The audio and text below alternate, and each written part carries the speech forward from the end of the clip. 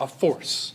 Once we know the force, we can then interpret that force into our variety of physical properties. So melting point, boiling point, okay? Vapor pressure, which we'll talk about in a little bit as well, which kind of comes back off of boiling point. Okay? Surface tension, solubility. Ultimately, the biggest one out of this is reactivity. If we can see these partial charges within there, I don't see them. Within those partial charges, we can now start to predict something about reactivity, how molecules are going to interact. Okay?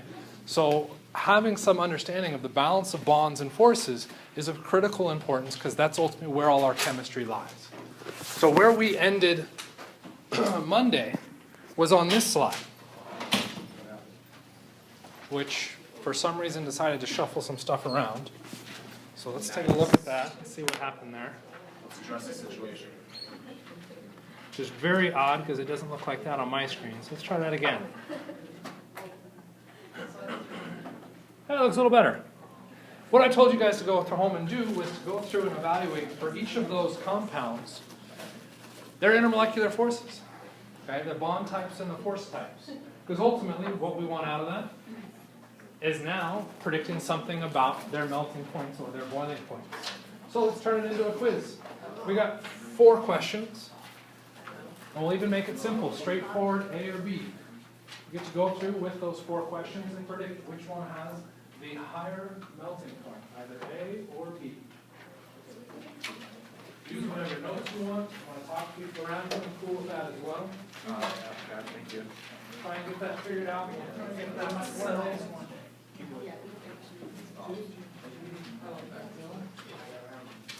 And the next, maybe 3 minutes.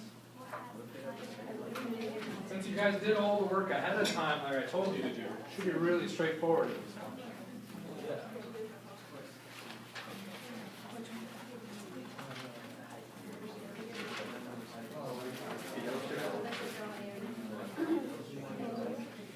What's that? Did you tell us to? I wasn't listening.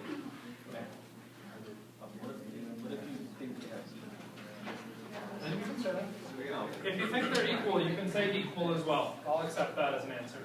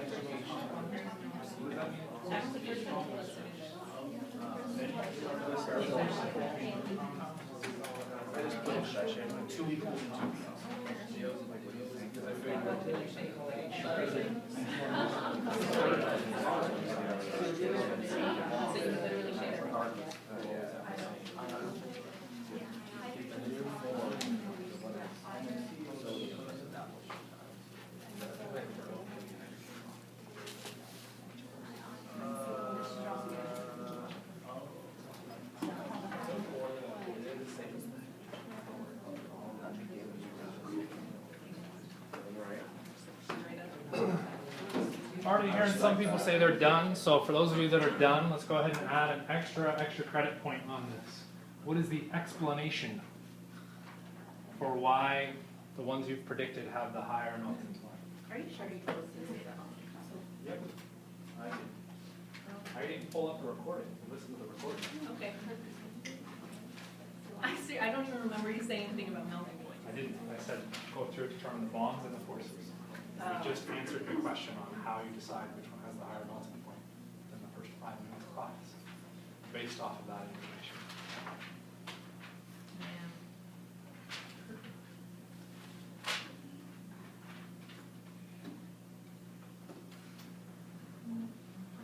For as little time as you spent on this material, there are a lot of questions on this topic on the final exam.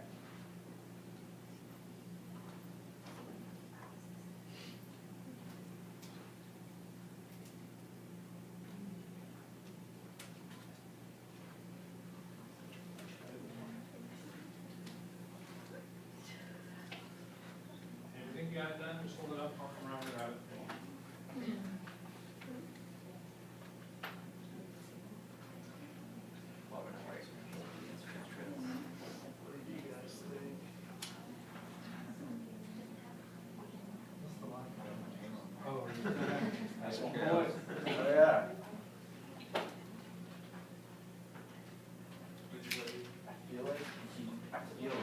throwing a curveball at us. I feel like one of them's equal.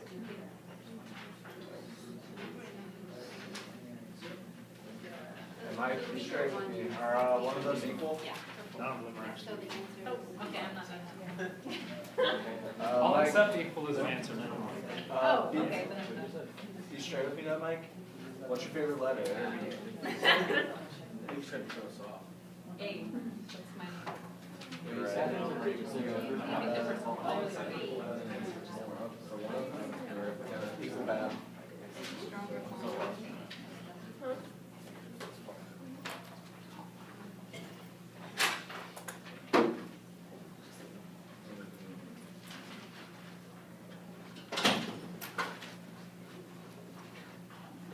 We're pushing into the like 5-minute mark on the 2 minutes.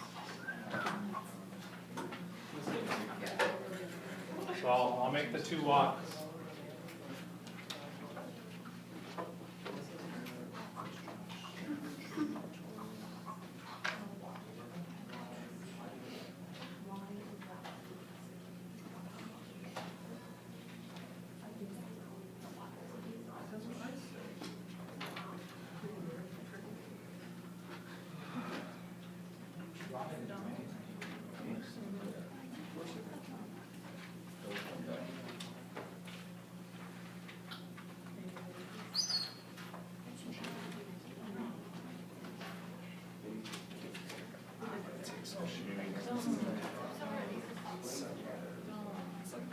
Okay, second walk, second and final walk. I'll come back around that side.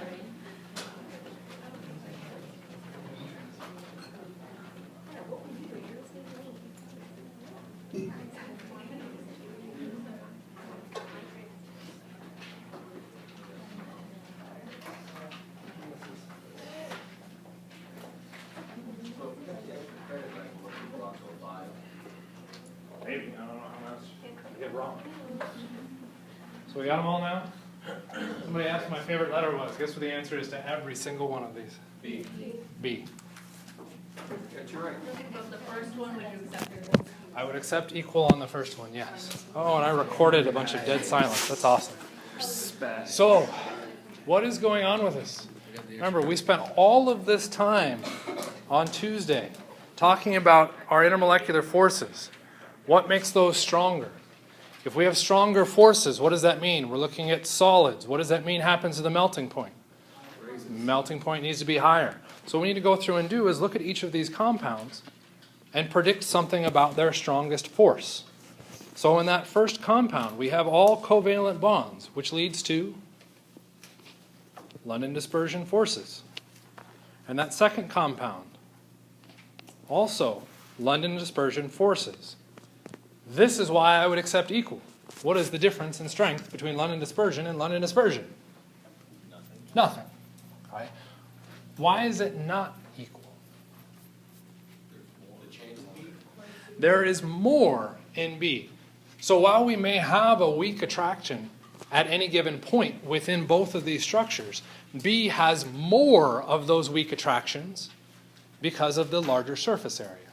So B has more weak forces, which means its melting point is then going to be even higher, because we're going to have to break more interactions. Okay. If we move to the next one, question 2. Okay. Conveniently, we did a little repetition there. So our intermolecular force for that first one is London dispersion forces. For the next one over, not hydrogen bonding technically. This comes from building out your Lewis structures, which I know you guys said was skipped in the lab. There's unfortunately not a whole lot I can do on that. Why is there not hydrogen bonding? We need a hydrogen physically bound to the oxygen. If that bond isn't there, we can't have hydrogen bonding. Right? So there is no hydrogen bonding here. But we do have oxygen. And as soon as we see oxygen, we know we have a polar covalent bond, which leads to dipole-dipole forces. Now that we have a dipole-dipole force, which is stronger? Dipole-dipole, London dispersion. Dipole-dipole, which means that compound has the higher melting point. Move down to the next line down. Oh, look at that. Look at that repetition. Dipole, dipole. We move to the next compound over.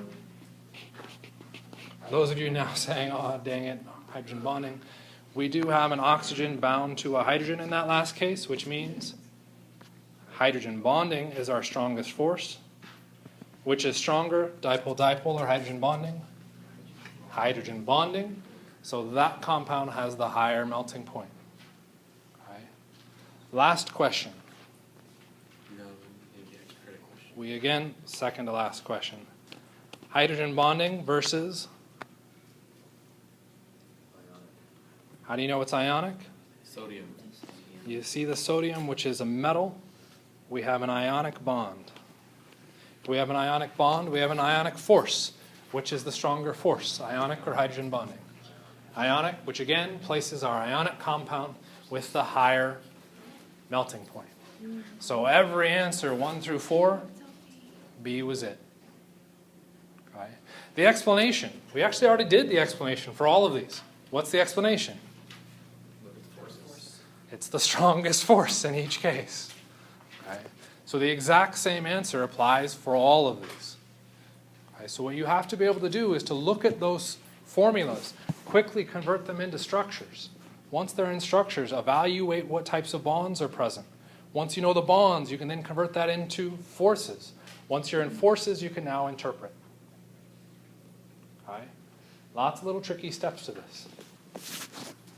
Questions on that? Okay. What happens with our phase transitions? This is going to be a nice picture, but I ran out of time. So you're going to get my hand-drawn picture. Okay. Heat versus temperature. What's our difference between heat and temperature? Heat is energy, temperature is the measurement of the energy. Temperature is our average. Heat is what's directly added in, the actual value almost. That's kind of direct. Okay, which is exactly what you're going after. So why is this going to be important? Okay, well, let's take a look at a plot. I'm going to add heat on my x-axis, and on my y-axis, I'm going to look at temperature changing. Okay, so let's pick a substance. See how creative I can get with my substance. Caffeine, What substance do I have? ice, Hey, cool. See how creative I was. We got ice. Okay, a solid form of water. Where would our temperature be? Be really, really low. So we're going to be low on that axis, which means likely how much heat did I put into it? very low. Relatively low. So we'll start some point kind of down there at the bottom. Okay. What happens to the ice as I add heat? Melts. Before we even melt, Sweat. the temperature goes up. Okay, as I add heat, the temperature goes up. Okay, until eventually what happens? Melts. I hit, say, 0 degrees Celsius, and at that 0 degrees Celsius, it now starts to melt. And that solid turns into a liquid. What happens to the temperature of the solid at that point? It stays the same. I'm still constantly adding heat, but the temperature doesn't change. What happens to my curve? Plateaus. It plateaus. Eventually, I convert all of the solid into liquid. Okay. Now what happens is I continue to add heat. Temperature starts to go up again. Until what happens? I hit 100 degrees Celsius. And what happens at that point? It plateaus again. Okay? Because I've started to add heat into it, and it doesn't all instantly turn up into the vapor phase. We have to get it across that liquid-gas barrier. Until eventually I have no more liquid. What happens as I continue to add heat? Superheated steam. I get very, very hot steam. Okay? Until when? It's already boiled. Until theoretically we destroy the water molecule in general. So that heat is being constantly added. This becomes dangerous. Why? Because we can then get our vapor up to an extremely high temperature. So people tend to see vapor coming out of a hot pipe. Oh, it's just water. It can't be that hot. It's not that it's probably 100 degrees. It's probably that it's 200 degrees. Okay? That's really hot. Okay? And we can get really, really hurt by that. Okay? So what we've drawn out here is something looking at the relationship between our temperature and the heat input. As we add more heat, we can potentially increase the temperature. But there are sections where we plateau. Okay? What's happening at those phases? Well, at the beginning we were solid, and we were just adding heat into our solid, the temperature increased. What happened at the next increase? What phase did we have? Liquid. We had a liquid. What happened at the next increase? We had a gas. What is happening at those plateaus? It is our phase change from a solid to a liquid. Or if we did the reverse, a liquid to a solid. Okay? Liquid to gas, or gas to liquid. Okay? We have to still add energy. You can get water up to 100 degrees Celsius, but not add any more heat. If you don't add any more heat, it stays, for the most part, liquid. There's other contributing factors. Okay? The same thing happens with ice. We can get ice up to 0 degrees Celsius, and as long as we don't add any more heat, what happens to the temperature? It stays ice. It does not change. If I want it to get it to change into the liquid, I have to add more heat. That heat energy is going into the change of solid to liquid. So we get a phase change. That phase change requires energy, just like it requires energy to increase the temperature. Okay? So you get a lot of kind of thermal things coming out of this that can involve a lot of different mathematics behind it. Ultimately, what I want you guys to be able to do is to look at this and interpret what's happening on it. Okay? Everybody comfortable with interpreting it as we've got it drawn? Yeah? Okay. So let's take a look at solubility. Bringing in another kind of intermolecular force type thing. Okay. The solubility is the ability of anything to dissolve into a liquid. Okay. And in this classification, we can sometimes even fold gases into a liquid. Okay. Miscibility is another term that gets floated out there.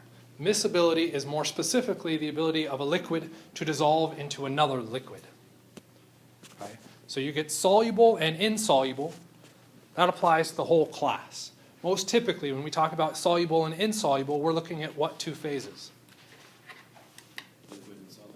Liquids and solids. How do those liquids and solids interact? Okay. When we're looking at miscibility, we're looking at the two liquids interacting with each other. Most of the reactions that you guys have seen in lab are looking at the solubility aspect. To a certain extent, you can kind of apply some miscibility. Yes? Would the miscibility kind of be considered like the last lab we did when we put that color liquid into the clear one and then just vanish, basically? Well, like, because we did it in the real ways, it just kind of went away. I don't remember your last lab because I didn't do it. Yeah. Before we had that weird chemical that tell you that acid or base be a color. Oh, your phenolphthalein, you did a titration. That was neutralization. Yeah, that's a neutralization reaction. What you did there was you took one aqueous solution and another aqueous solution. Okay. Technically, that is a miscibility thing. You took two aqueous solutions and you mixed them. What would you predict? Mixed. Them to mix. So now the question becomes, why did they mix? Because you put it together. I can take oil and I can take vinegar, and I can put them together. They don't mix. Same thing, home, the water church, that little party trick, we put the car between two shot glasses and take it and switch. Yeah, sort of related to that. It's a different process. You're looking at density differences there. Okay. Why are we seeing this dissolving process in one case and not a dissolving process in the other? Okay. So the example that you guys have pulled to for that lab, so we can clean some of this up, get these examples out of here, is that you took one solution of water and another solution of water, and you tried to mix them. I know that looks exciting. Okay. Whereas the other option is we could have taken vinegar, which was the option I was suggesting. Don't stress too much about this. We got the important atoms on there. Vinegar is acetic acid versus oil. How do I want to do this? CH3, CH2, CH2. I had to turn because I'm running out of space.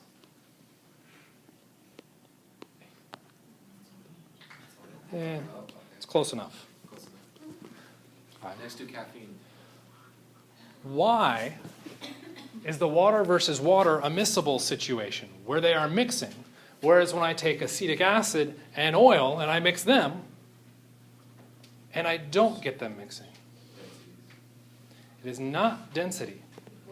Because if we go back to the density example that you were suggesting, that we sort of talk about with where you had water and alcohol, the card and party trick flipping, what happens if you pulled out the card and just shook it? So you get layers separating? No, they mix. Okay. So it doesn't mix officially. It does just separate. So why are we seeing that difference? Why, in that first case, are these miscible or soluble, depending on how you want to look at it? And in the other case, they're immiscible. Whoa, let me try spelling that again. That's cursive. I don't think that was even cursive. Okay. Or insoluble. And Tough love, Mike. tough love, yeah. It's not viscosity either. The whole part of this discussion was talking about forces, and no, we don't mean Star Wars. Okay. I guess I could have been more funny. I could have said Star Trek. Oh, there we go. I was waiting for it. That was bad. Okay. What's going on here? Why are the forces important here? Okay, well, the rule of thumb. There's a rule of thumb with this. Like forces dissolve like forces. You'll notice that that is not the rule of thumb you're typically taught, and that's because the rule of thumb you're typically taught is stupid. Okay? The rule you're typically taught is like dissolves like. Okay? Well, it's not like dissolve like. It's like forces dissolve like forces. What are the forces in H₂O? What is the strongest force in H₂O? Yeah? Hydrogen bonding. In H₂O? Hydrogen bonding. In acetic acid? Hydrogen bonding. In oil? London dispersion. Is hydrogen bonding similar to hydrogen bonding? Yeah. Miscible. Okay, it dissolves. Is hydrogen bonding similar to London dispersion? No. That's where we can look at this nice little beautiful curve where our hydrogen bonding is up here and our London dispersion is down there. Those are dissimilar forces, which means we do not get mixing. Right? Yeah. That's pushing it a little bit further than you need to, but some liquids have dipole-dipole forces, yes. Okay, so the part that went with that, so is hydrogen bonding like aqueous, since it has parts of both? You're trying to draw too many parallels to dissimilar things. Yeah, sorry, it doesn't quite work that way. So all we're trying to do is predict based on the similarities of forces. Why is this important? Well, all Tuesday, all we were trying to talk about was how do we determine the forces. Why? We now can figure out if they dissolve each other. Okay. Could that be important? I don't know. Are most of our reactions done in a solvent, in some kind of liquid? To get different reactants to react with each other, we have to make sure they're in the same phase so they can interact with each other. Okay. It makes it for speedier reactions. That's why we have on-the-ground classes as opposed to online classes, because we found that that teacher-student interaction makes more sense when you're directly talking to someone as opposed to the internet. Okay? That one-on-one that you're getting when they're both in the same phase gets you a better reaction. Okay? So we have to understand something about our forces. So let's clean this up and look at two more examples. Okay? Take a prediction. Talk to the people around you, see what you can come up with. We got the two on the left and the two on the right. Call this one A and this one B. Miscible or immiscible for both?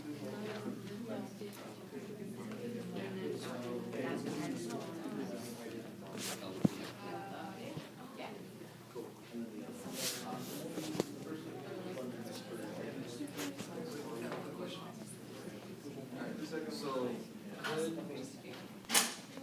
What's the deal with A? Miscible. Why are they miscible? Because they're both hydrogen bonding. We have hydrogen bonding and hydrogen bonding.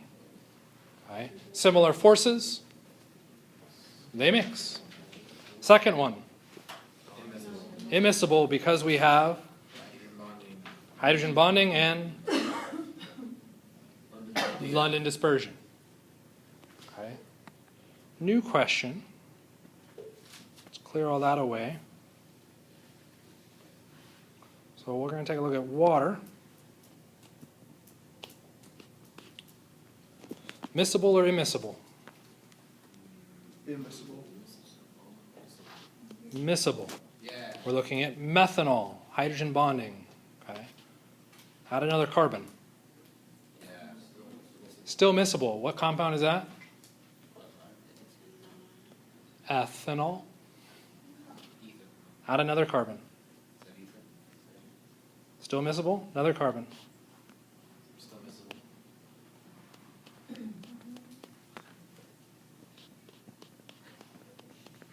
How about now?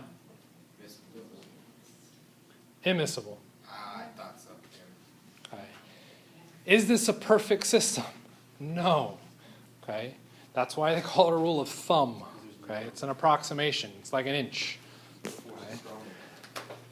What ends up happening is the balance of your two forces. Yes, we have hydrogen bonding here, and this hydrogen bonding or that bond out there will interact favorably with water. But what about the rest of that structure? Pretty much that's pretty good. It's a little bit more polite than that, but yeah. All of those are going to generate London dispersion forces. Those London dispersion forces are now so different from our hydrogen bonding that it outweighs the hydrogen bonding effect at the very front of the molecule. Let's answer that in a second. What's your question to see where your detail's going on it? You have a Oh, question? sorry. Yeah. So, like if you had like a normal one, like what was up there before, it would be miscible even if, okay, they both have to have the hydrogen bonding. So I think you guys are both asking the same question. Oh, okay. Okay, getting at the point of at what point does it outweigh? Okay, that point is not a black and white line. Okay, it is very unfortunate in that respect. Okay. In general, yet another rule of thumb. Whoa, that's not the eraser I wanted. At that 4 carbon limit, 4 carbons with our nonpolar covalent will outweigh 1 hydrogen bonding interaction. Okay. Before you freak out and write that rule down, okay, we don't need to stress about that extreme. Okay. What we're concerned about is seeing that there are gray areas. Those gray areas can come back to haunt us. Everything that you will be asked is as straightforward as we just went through prior to looking at the exceptions. Are you guys good with those? But, okay, So maybe. I meant, like, mine was a super basic question, like, Okay. as long as they both have a hydrogen bonding, or could they have a different similarity for them to be? But they have to be hydrogen bonding because they both have to dissolve in the water. I think that's Oh, really? yeah what he was Sorry, I asking. wasn't listening. Okay. So what we looked at, well, they weren't direct questions out loud. Okay. So what the next question is coming down to is everything that we've looked at so far is hydrogen bonding, or hydrogen bonding and London dispersion forces. Kind of really drastic, extreme cases. What happens if we change our compound around? We look at that bottom case, water and sodium chloride. What type of force do we get in water? Hydrogen bonding. What type of force do we get in sodium chloride? Ionic. Are those forces the same? No. But they No. mix. But we pull back to our standard understanding of what happens with salt. What happens when you add salt to water? Salt bonds break. It dissolves. Right? So there is kind of these differentials between this.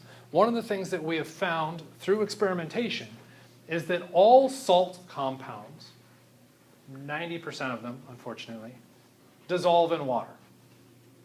So if you look at a compound and you see that there's a metal-non-metal interaction, that compound is now water soluble.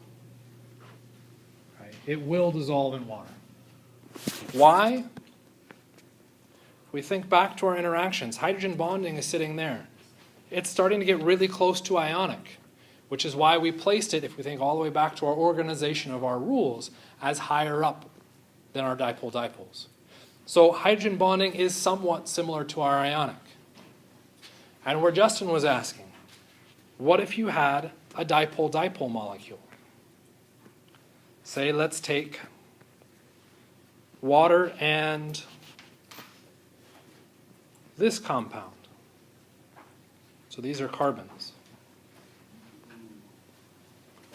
The strongest force that we've got here is our hydrogen bond, or our dipole-dipole coming out because of that oxygen. Right? That is not hydrogen bonding. Would we expect this to be water soluble? Well, what's your guess? Okay, we're hearing some yeses and some nos. We might say no. We have only a dipole-dipole force and 4 carbons. According to that rule of thumb that we had just talked about earlier, we would say insoluble. Turns out this compound is soluble. This is not carbonation. Sorry.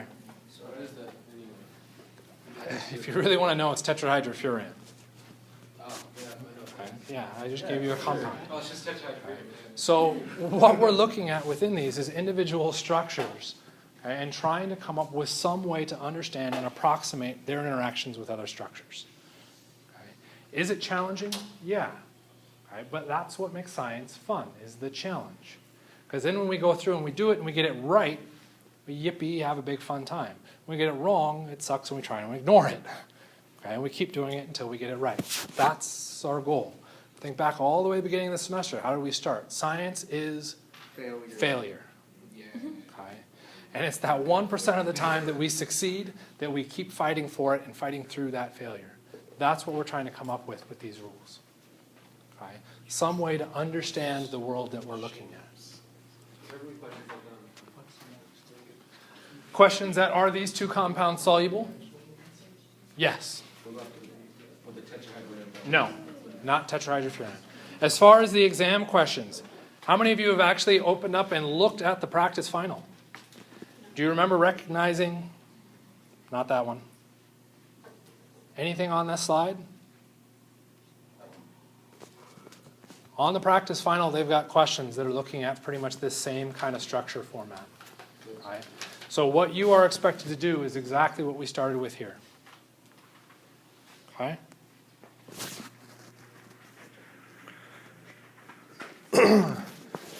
Water solubility, we talked about this, similar intermolecular forces. They go into a lot of gross detail on water, and in fact, in almost all biology classes and all, at least chemistry that's interesting classes, so organic chemistry and biochemistry, we talk a lot about water. Okay? Why is water important? So guarantee, open up your biology textbook, there will be a chapter on water. You know, why do I need a chapter on water? Okay? Ultimately, what they're talking about with that chapter on water, what was that? This is kind of a big deal. Is that it is kind of a big deal. And that big deal is due to Molarity. the hydrogen bonding forces found within the water molecule. So all of those odd, bizarre characteristics that we don't see in other compounds that water has is due to hydrogen bonding. And that is how important that structure is. So let's take a closer look at hydrogen bonding. Here's our image. I just want to look at that one section. Where are they showing the hydrogen bonding interaction happening? Little dots. The little dots. Why is that the hydrogen bonding interaction? Because it's not a real bond. Good call. It is not a real bond, which brings up an interesting question. When we looked at the structure of water, we went through and said water had hydrogen bonding. Why did we say water had hydrogen bonding? Because I look at just that structure. Do I have hydrogen bonding shown? No. Where does hydrogen bonding come from? in between other molecules. looking at a second molecule. It is that interaction that is hydrogen bonding. So when we're asking the question of our strongest forces, we're extrapolating that out. We're having you think, what happens if I take this compound and I interact it with multiple of that same type of compound? What's that strongest force? So our hydrogen bonding is that interaction between two molecules. Yes? It's a tractor beam. Sure, it's a tractor beam. I'll accept that. So if you had a question that said, does H₂O have a hydrogen bond? The answer would be no.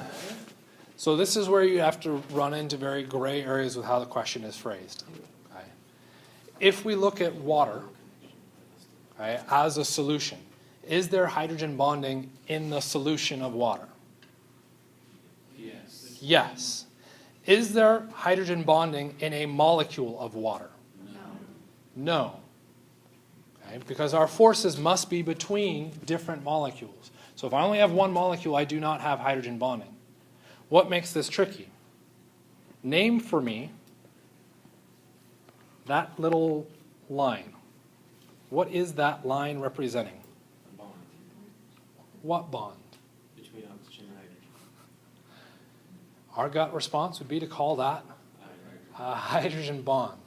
It is technically a bond between oxygen and hydrogen. It is not hydrogen bonding. Okay. Again, we talked about this a while ago with one of our other chapters. We have to be careful with that phrasing and understanding what that terminology means. So let's push this a little bit further. Okay, because hydrogen bonding is an important interaction. So for that blue area to be hydrogen bonding, what had to be satisfied? That has nothing to do with octets, because that's looking at bonds in the atoms. There is no bond. What do we need? We have a dipole-dipole force. Okay. We have the partial negative charge on the oxygen being negative, the partial positive charge on the hydrogen being positive. Why? Electronegativity. Oxygen is more electronegative than the hydrogen. And if we go through and look at the other molecule, we have a partial negative charge on the oxygen, partial on the hydrogen. That negative positive attraction is what's giving us that hydrogen bonding interaction, okay? Or our dipole-dipole interaction. Now that we've clarified that we have a dipole-dipole force, what can we then advance to? Sure. For instance, if I take this compound and I ask you to tell me what type of force is happening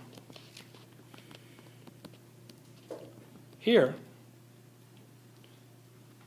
well, I've got a partial negative on the oxygen, partial positive on the carbon, partial positive, well, that's not a delta, partial positive on the carbon, partial negative on the oxygen. That also is a dipole-dipole force. Why do I call the one in water hydrogen bonding and the one down below a dipole-dipole? Because hydrogen bonding is slightly stronger. We have to come up with some explanation on why it is stronger. What about that structure that I drew for water now tells us that it's hydrogen bonding?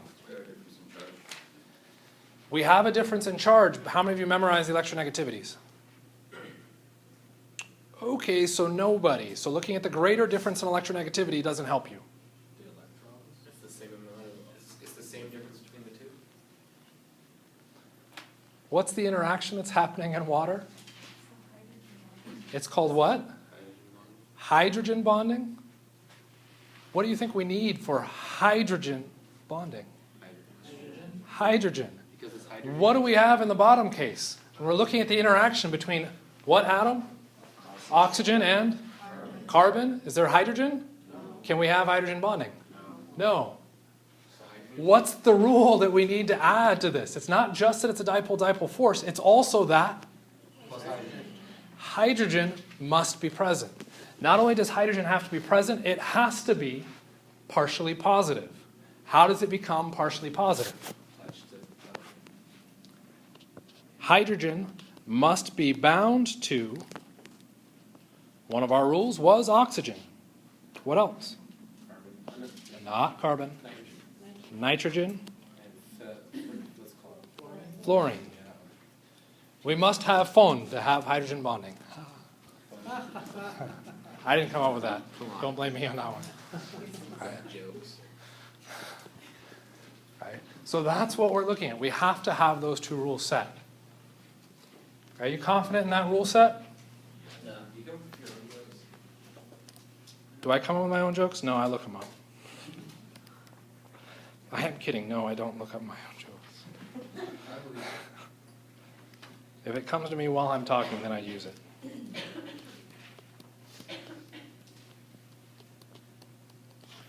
Would we predict this compound to have hydrogen bonding, the one in black at the bottom? No. No.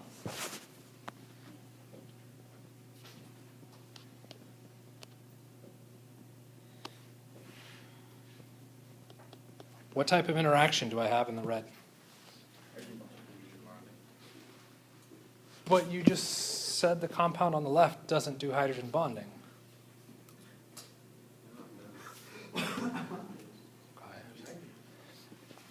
It didn't have a hydrogen that was partially positive in the initial drawing. If I take two substances, I can now mix those two substances in such a way where I can now generate hydrogen bonding as an interaction. This interaction, carbon and oxygen, do I have a dipole? Yes. Yes. Hydrogen and oxygen, do I have a dipole? Yes. Yes. First rule is satisfied. Next rule, is there a hydrogen bound to fluorine, oxygen, or nitrogen? Yes. What interaction do I have? Hydrogen bonding. Tricky. One last trick. Just because I think you guys are getting it here.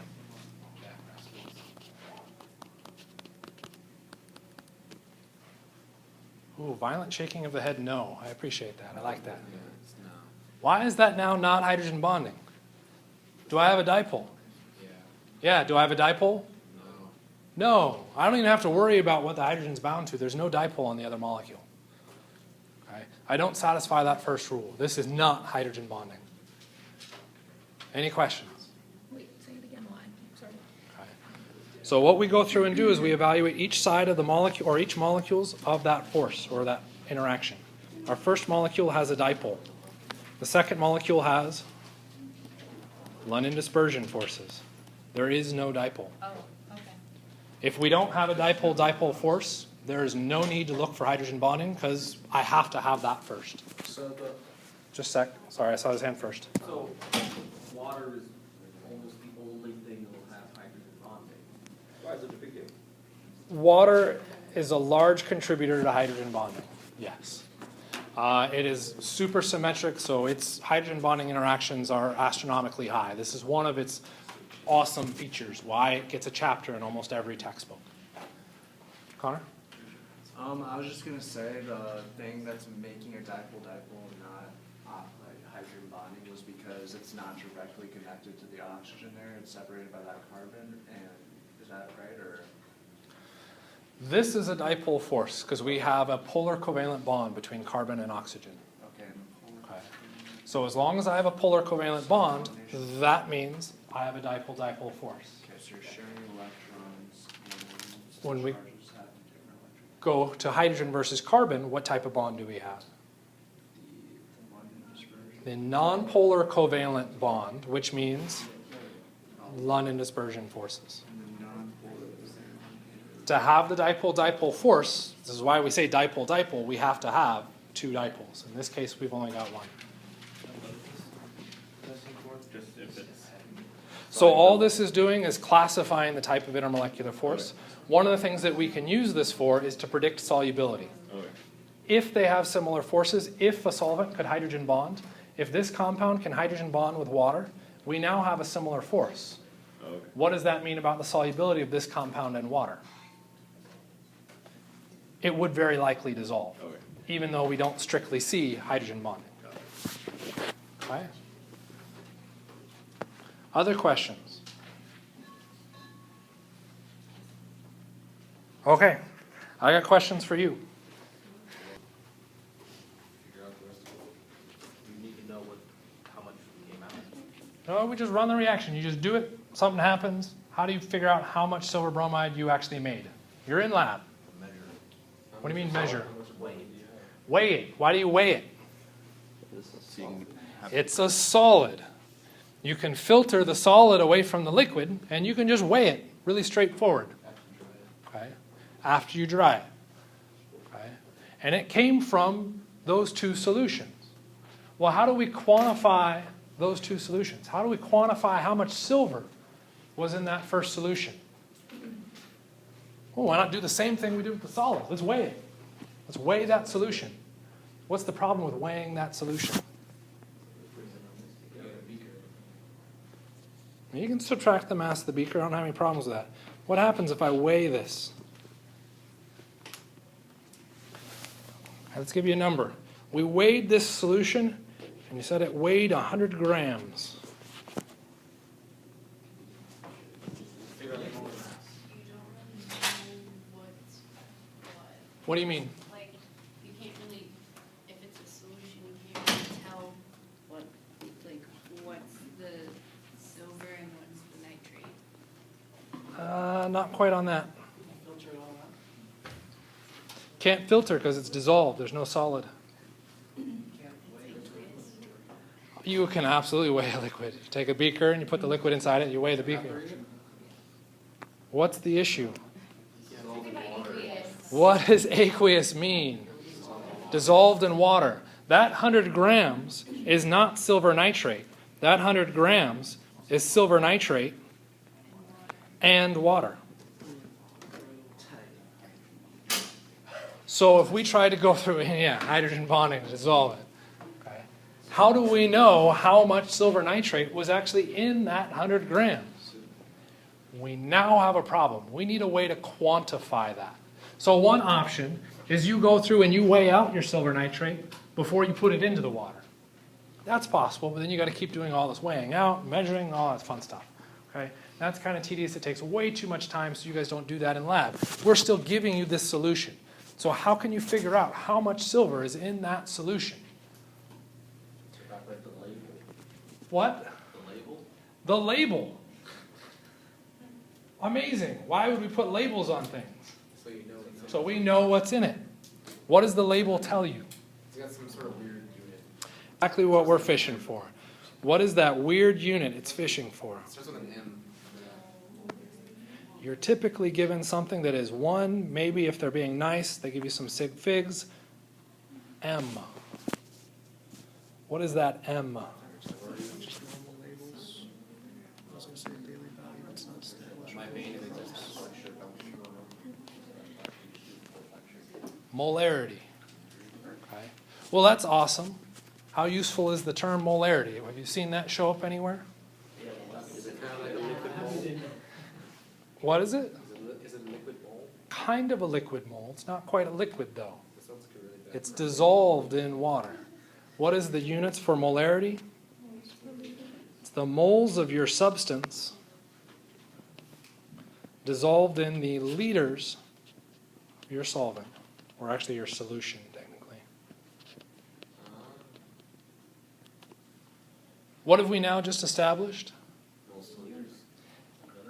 Another conversion factor. Okay. So now what we can do is throw all sorts of more conversion at you. Instead of looking at mass, we can now look at volumes. So we can measure out a volume of a liquid and convert that into moles. Once we know the moles of the liquid, we can convert that into the moles of another substance through our balanced equation. So you're doing the exact same things you've been doing already, except instead of using the molar mass, you're now using molarity. Same concept, same idea.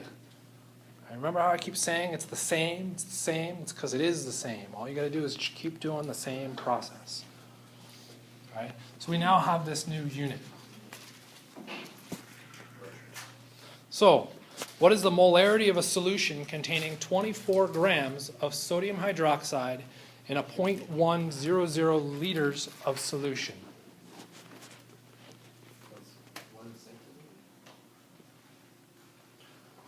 What are the units on molarity?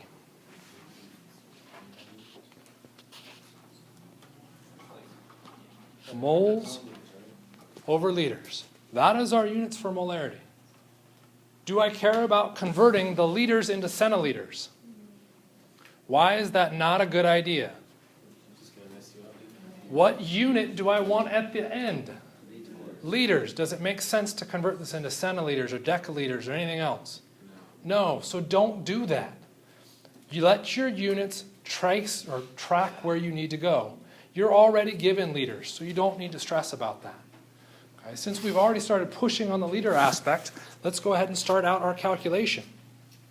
What information are we given? Liters and 24 grams of our sodium hydroxide. To calculate our molarity, we need to know our moles, and what do? Divide it by our liters. Okay. Do we already know our liters? Yeah. So we're actually halfway there to our answer.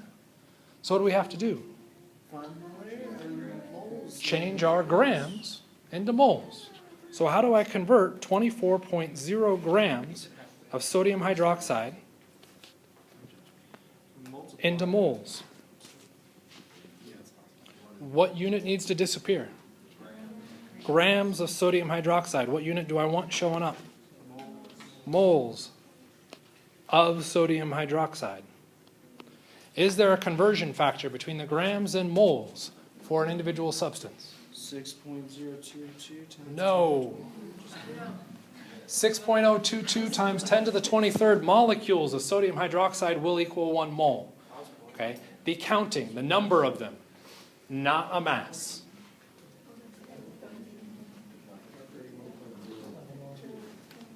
Where do we get the relationship between mass and moles? A nice mumbled periodic table was correct. Yes, we're going to the periodic table. Okay, so we check our periodic table and we look up the mass, our molar mass for sodium, which is what, 23 something? Sig figs. I would have just said 23, but you know what, you gotta do 22.9, that's fine. Oxygen? Oh, so I didn't exactly add 40. 16. Hydrogen? I measured the wrong thing. I put in the wrong number. We add that all up and we get 40? I did nitrogen instead of sulfur. Yeah. Yeah, exactly. Look at that. Mike, I made a rookie mistake.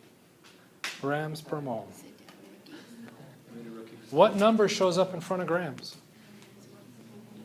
40. So what number should show up in front of grams in front of our unit conversion? What number shows up in front of moles?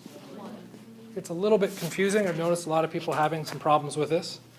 We take a look at this conversion that we've got written down. It's almost always grams/moles. The other way to write this is 40.0 grams over moles.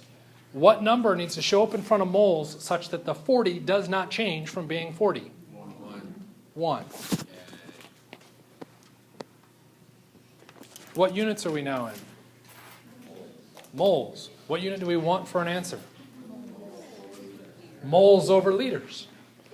So I have to deal with some other calculation here. What's that? I'm going to put in 0.100 liters. You said to put 1 on top. What unit should you put next to that? Moles. Mole.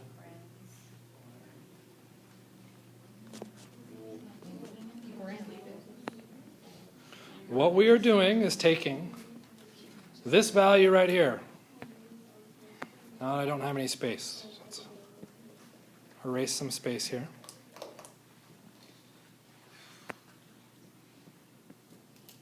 And I want to turn that value into a fraction.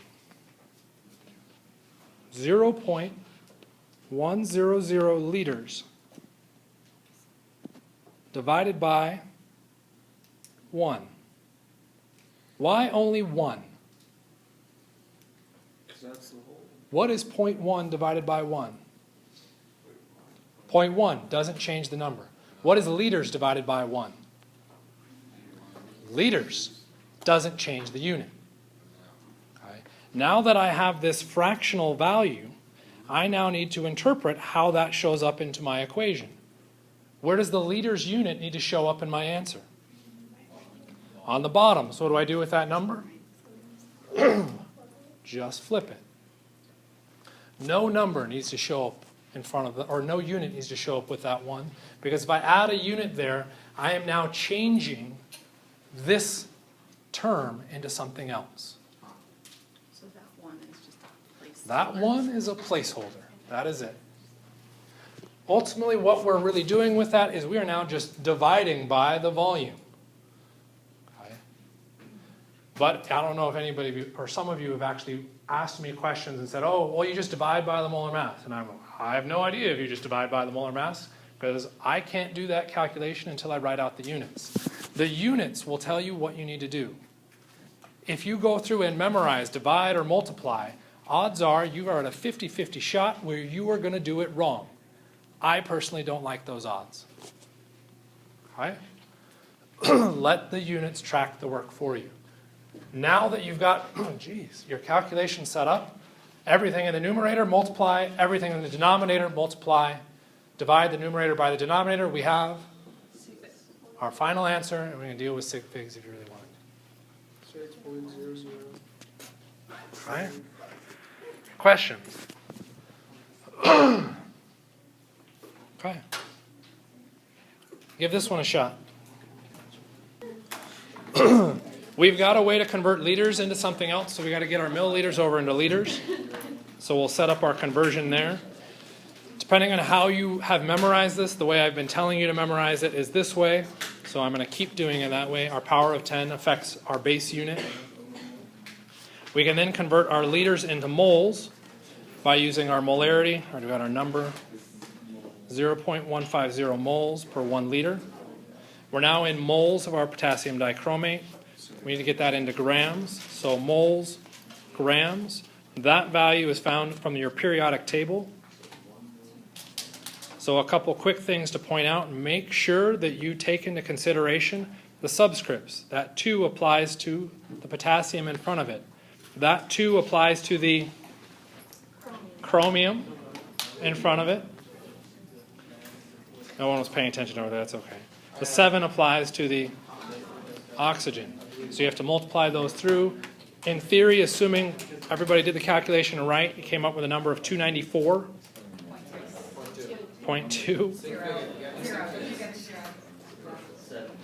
0.20 grams per 1 mole.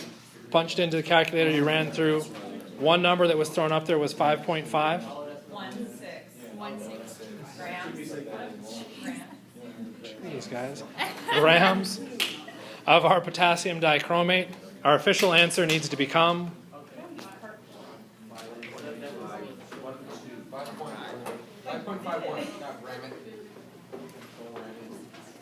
5.52. 3 sig figs coming from our molarity. And it was a 1/6. From the massive size of relief, I'm guessing that you guys didn't do too